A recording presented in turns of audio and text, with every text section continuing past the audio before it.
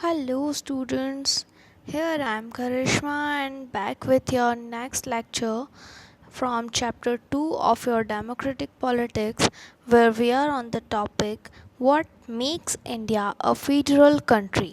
मतलब इंडिया को federal country किस चीज़ ने बनाया। देखो, जब हमारा कॉन्स्टिट्यूशन बना था तब फेडरेशन फेडरलिज्म ये वर्ड नहीं था, ठीक है, दैट स्ट्रेंज, बट तब फेडरेशन नाम नहीं दिया गया था। But when our constitution is framed, हम लोगों ने ये नोटिस किया कि फेडरलिज्म के जितने भी फीचर्स हैं वो इंडिया की कॉन्स्टिट्यूशन में हैं। So that is why India is a federal country. Okay, we have earlier seen how small countries like Belgium, Sri Lanka face so many problems of managing diversity. हमने पहले देखा कि small countries जैसे कि Belgium, Sri Lanka और ऐसी different countries ने problems face करी हैं डाइवर्सिटी मैनेज करने में, राइट।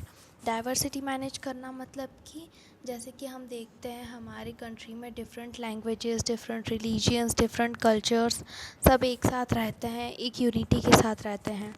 सो बेल्जियम और श्रीलंका में भी डाइवर्सिटी थी।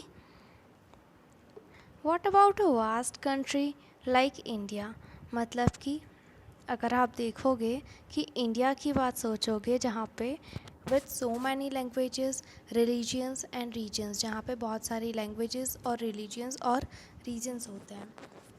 What are the power sharing arrangements in our country, हमारी कंट्री में पावर शेयरिंग अरेंजमेंट्स कैसी हैं।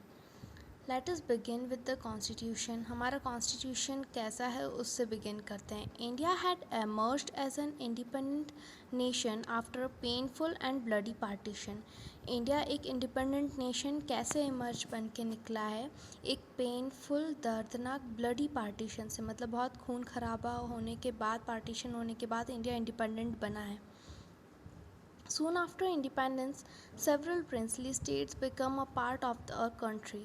और इंडिपेंडेंस के बाद ही बहुत सारे प्रिंसली स्टेट्स, मतलब कि जिन स्टेट्स पे प्रिंसेस रूल करते थे, प्रोविंशियल रूल करती थी, ठीक है, प्रोविंसेस, वो हमारी कंट्री का पार्ट बन गए। The constitution declared India as a union of states, constitution ने इंडिया को क्या डिक्लेयर कर दिया, स्टेट्स का एक यूनियन, डिफरेंट स्टेट्स का एक union. Although it did not use the word federation, उस टाइम पे फेडरेशन वर्ड का यूज़ नहीं हुआ था। The Indian union is based on the principle of federalism, फिर भी इंडियन यूनियन जो बना हुआ है वो किस पे बेस्ड है, फेडरलिज्म के प्रिंसिपल्स पे बेस्ड है। Let us go back to 7 features of federalism mention above, हम फिर से 7 फीचर्स जो हमने फेडरलिज्म के पढ़े उसको इंडिया से रिलेट करके देखेंगे अब। Okay, we can see all these features apply to the provisions of Indian Constitution, हम देख सकते हैं कि ये सारे फीचर्स इंडियन कॉन्स्टिट्यूशन के प्रोविजंस पे अप्लाई होते हैं। So that is why India एक फेडरल कंट्री बन के निकला है। The constitution originally provided for a 2-tier system of government, constitution में ओरिजिनली 2-tier सिस्टम है गवर्नमेंट का हमारे इंडिया में।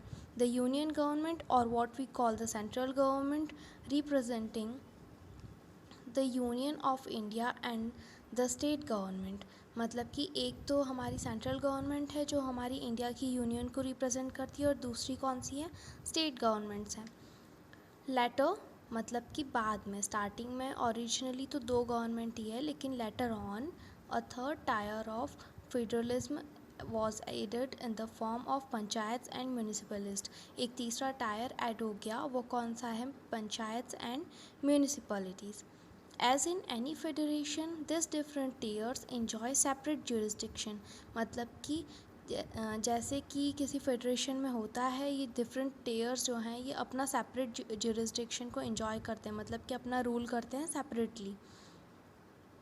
The Constitution clearly provide a threefold distribution of legislative powers between the union government and state governments, हमारा जो constitution है उन्होंने distribute किया हुआ है लेजिस्लेटिव पावर्स को किन किन के बीच में, यूनियन गवर्नमेंट और स्टेट गवर्नमेंट के बीच में। दस इट कंटेन्स 3 लिस्ट, और इसमें ऐसी 3 लिस्ट हैं।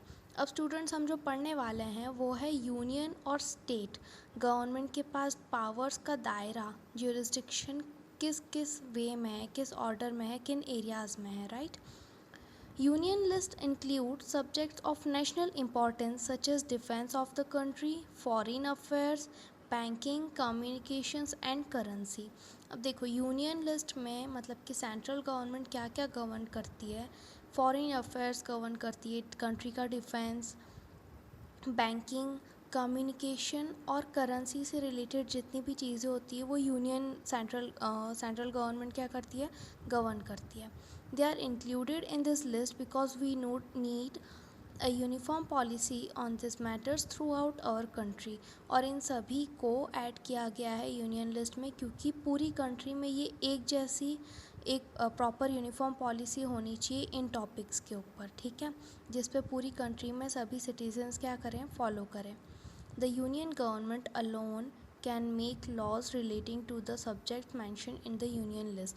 यूनियन लिस्ट में जितने भी सब्जेक्ट्स मैंशन हैं उसमें यूनियन गवर्नमेंट अकेले ही लॉज बना सकती है और हटा भी सकती है, ठीक है, कानून बना सकती है। अब हम स्टेट लिस्ट पढ़ेंगे। State list contains subjects of state and local importance such as police, trade, commerce, agriculture and irrigation. अब पुलिस, ट्रेड, कॉमर्स, एग्रीकल्चर और इरिगेशन इसको कौन गवर्न करता है, स्टेट गवर्नमेंट्स गवर्न करती हैं, ठीक है। The state governments alone can make laws relating to the subjects mentioned in the state list। जैसे यूनियन लिस्ट के सब्जेक्ट्स को कौन गवर्न करता है, यूनियन गवर्नमेंट, वैसे स्टेट लिस्ट के सब्जेक्ट्स को कौन गवर्न करेगा, state government. Next list is concurrent list. अभी कॉन्करेंट लिस्ट क्या होती है students, includes subjects of common interest to both the union government as well as state governments such as education, forest, trade unions, marriage, adoption and succession।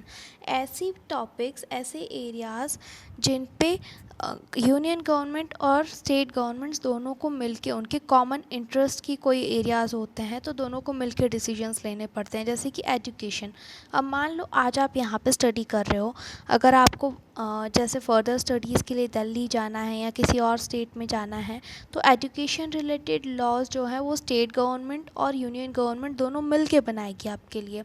Marriages होती हैं लोगों की, adoption होते हैं, फॉरेस्ट या ट्रेड यूनियंस के laws होते हैं, तो वो सारे कॉन्करेंट लिस्ट में आते हैं, ठीक है। उन पे both the union as well as state governments can make laws on the subjects mentioned in the list. इस लिस्ट में मैंशन सारे सब्जेक्ट्स पे स्टेट गवर्नमेंट्स और यूनियन गवर्नमेंट दोनों ही लॉज बना सकती है। If their laws conflict with each other, the law made by union government will prevail।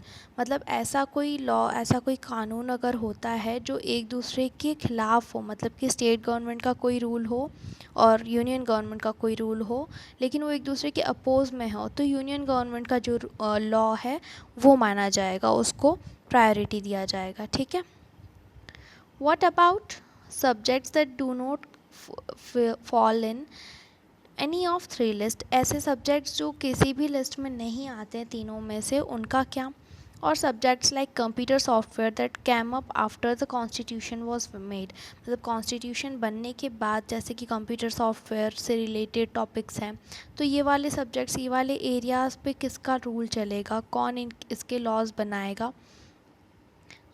According to our constitution, the union government has the power to legislate on this residuary subjects।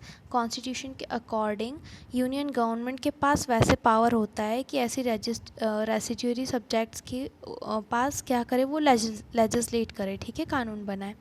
We noted above that most federations are formed by holding together do not give equal power to its constituent units. हमने देखा था कि federalism क्या होता है कि जितने भी स्टेट्स होते हैं, कॉन्स्टिट्यूएंट यूनिट्स होते हैं, उनके पास इक्वल पावर नहीं होता है होल्डिंग टुगेदर गवर्नमेंट में। तो इंडिया में होल्डिंग टुगेदर गवर्नमेंट है और वहाँ पे सारे स्टेट्स जो हैं उनके पास इक्वल पावर नहीं है। Thus all states of the Indian union do not have identical powers. इसलिए इंडियन यूनियन के सारे स्टेट्स के पास इक्वल पावर्स नहीं हैं। Some states enjoy special status. कुछ स्टेट्स के पास क्या है, स्पेशल स्टेटस है। यहाँ पर जम्मू एंड कश्मीर की बात कही गई है students, but it is old topic. अभी जम्मू एंड कश्मीर के पास नॉर्मल पावर्स हैं, right. Jammu and Kashmir has its own constitution. पहले जम्मू एंड कश्मीर का अपना कॉन्स्टिट्यूशन होता था। Many provisions of Indian Constitution are not applicable to the state without the approval of the state assembly. बहुत सारे प्रोविजंस जो हैं इंडियन कॉन्स्टिट्यूशन के वो जम्मू कश्मीर के स्टेट की अपनी गवर्नमेंट के अप्रूवल के बिना मान्य नहीं रहते थे पहले। Indians who are not permanent residents of this state, ऐसे इंडियंस जो इस स्टेट के परमानेंट रेसिडेंट्स नहीं हैं, can not buy land or house here. अब पहले जम्मू कश्मीर का कॉन्स्टिट्यूशन ऐसा होता था स्टूडेंट्स कि जो जम्मू कश्मीर का नहीं है, मतलब इंडिया के किसी और स्टेट से बिलोंग करता है, वो जम्मू एंड कश्मीर में ज़मीन नहीं खरीद सकता, प्रॉपर्टी नहीं खरीद सकता। ठीक है। Similar special provisions exist for some other states of India as well. ऐसे ही कुछ special rules, special provisions India के दूसरे स्टेट्स में भी बने हुए हैं। There are some units of Indian Union which enjoy very little power. Indian Union के ऐसे कुछ यूनिट्स भी हैं, ऐसे कुछ स्टेट्स भी हैं जिनको बहुत कम पावर मिलती है।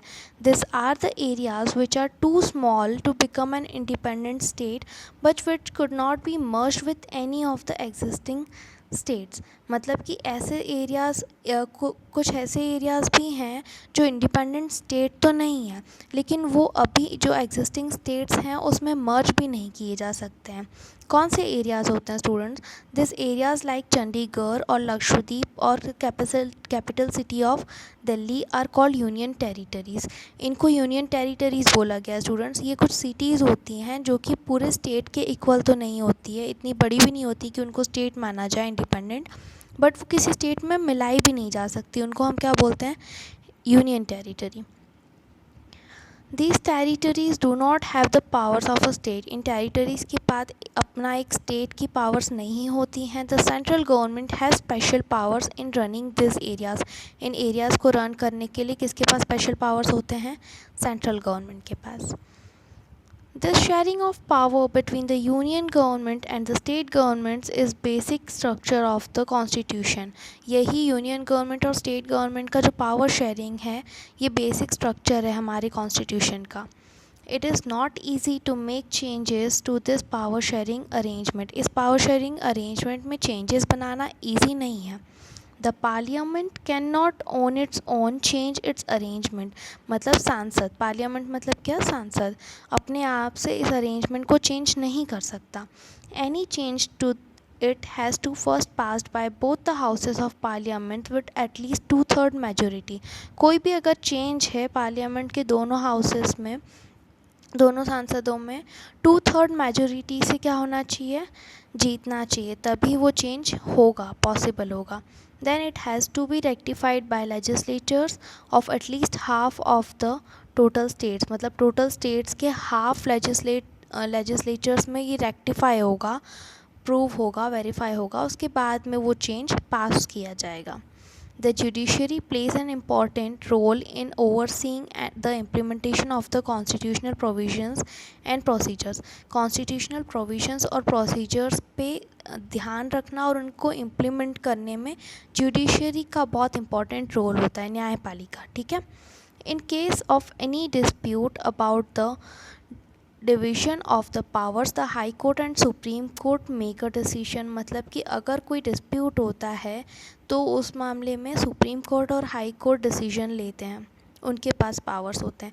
The union and state governments have the power to raise resources by levying taxes in order to carry on the government and the responsibilities assigned each of them. Union और state governments के पास power होता है कि वो taxes लेवे करके, मतलब टैक्सेस लगा के रिसोर्सेज को रेस करें, उनके पास मतलब इंडिया में जितने भी रिसोर्सेज हैं और अपनी जो गवर्नमेंट को रिस्पॉन्सिबिलिटीज़ मिलती हैं उनको कैरी ऑन करें और फर्दर बना के रखें। मतलब सत्ता चलाने के लिए उनको पावर्स रहते हैं कि वो टैक्सेस लेकर सत्ता को चलाएं। ठीक है। तो दिस इज़ ऑल अबाउट कैसे इंडिया एक फेडरल कंट्री है। ठीक है, वो सब हमने पढ़ा। अब नेक्स्ट टॉपिक आता है आपका how is federalism practice. Federalism को कैसे प्रैक्टिस किया जाता है, इसका प्रोसेस क्या है, वो हम नेक्स्ट वीडियो में पढ़ेंगे। तब तक कीप स्टडीइंग।